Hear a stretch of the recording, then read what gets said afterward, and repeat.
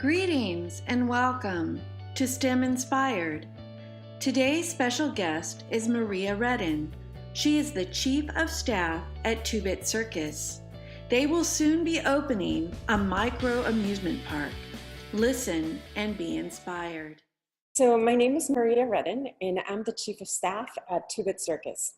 2-Bit Circus? What type of company is that?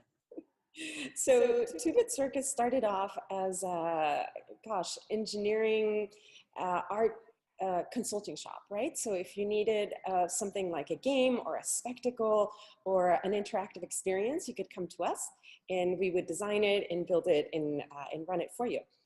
And over the past few years, however, we've built and designed a lot of games, and we're now in the process of opening a permanent space with a lot of our games, and in games that we believe are also equally fun in downtown Los Angeles.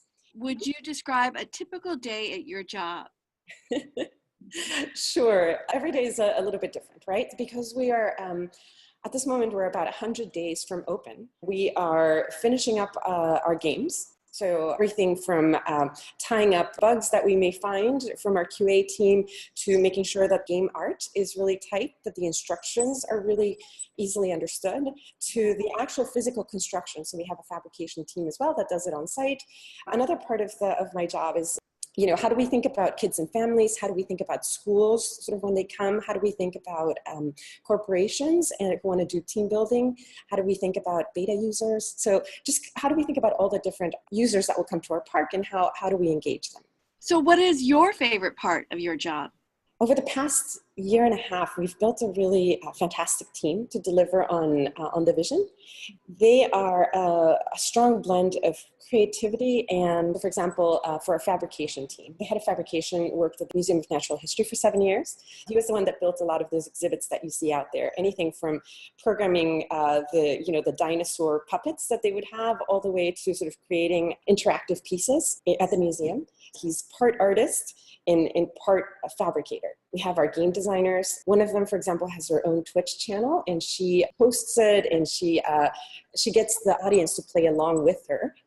Everybody who's here has a combination of multiple skills. There's never a meeting where another good idea doesn't come up. If anything, part of what I feel my job is prioritizing the ideas, right? Because we have so many of them, and the question is, in finite amount of time. So a lot of it is just like, all right, we'll do these first, and these we'll push till after we open the park, and then we'll revisit these. Well, when you were young, what did you dream of becoming?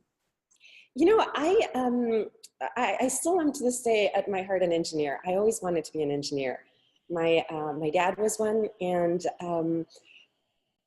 him and I would build a lot of things together. Legos or things out of cardboard or things out of Tinker Toys. And so I just always knew that I wanted to build things. So who was or is the biggest influence in your life? What do you wish you had known going into college? Going into college, I feel like there are things that are practical, that sometimes you don't necessarily, that college doesn't necessarily force you into. So, for example, I came across a class, one of my computer science classes actually, and the professor made us do a presentation in front of the entire class. I don't like public speaking very much, especially back then. I was just like, nope, do not want to do this. and our class is of 120 people, but we have to do this. And what the professor said is, he said, this is not for your engineering degree, because you will have to give presentations about your work many times in your career, and you need to be able to speak coherently about your work. I always think back on that class because I really didn't want to do it. I ended up doing it. It wasn't as horrible as I thought it was going to be. And it was so useful to be able to just kind of do that little thing. And I remember thinking like, nope, I could do this before. I can probably do this again. Basically, how do you communicate with the rest of the planet who may not be as excited about these topics as you may be, or as I was, certainly. So what advice would you give students who think they might want to enter a STEM career? One of the things that I learned was that STEM is very broad, broader than you imagine. when I started school, right, like I loved programming, so I enjoyed it. But because I wasn't the best, and because there were so many people that were so much better than I was, it made me a little bit discouraged. And I thought, you know what, like, this is going to be hard, right? Like, I'm never going to be as good as they are. And so, and when I left school, what I realized is, what I understood is that I didn't need to be the best programmer ever, but my ability to understand sort of how programmers worked allowed me to be a really effective program manager, and ultimately a manager in beyond. So what I realized is I didn't need to be discouraged in terms of not being the best programmer out there. All I needed to do is really understand what engineering was about. Maybe I wasn't going to be that engineer that wrote that amazing piece of code, but it was fine, because sort of you need people like that, but you also need people who track everything else, that create the larger piece, that connect with the rest of the company. This field is broad in their space for all kinds of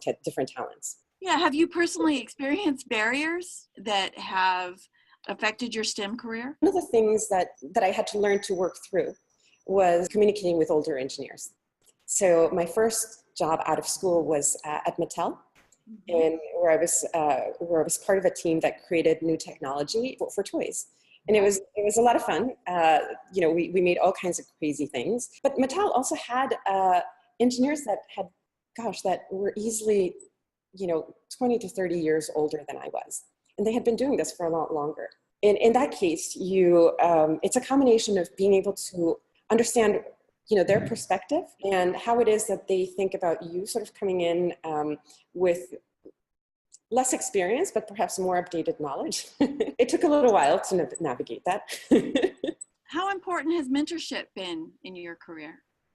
Really important. I've been one of my bosses at Mattel. His name was David Keeler, and he was amazing. He's the one that taught me how to deal with people. And he taught me sort of how to understand teams, how to understand groups, how to help them move through things that may be issues. That part is really hard. It was really hard for me. He was really instrumental in helping me work through that.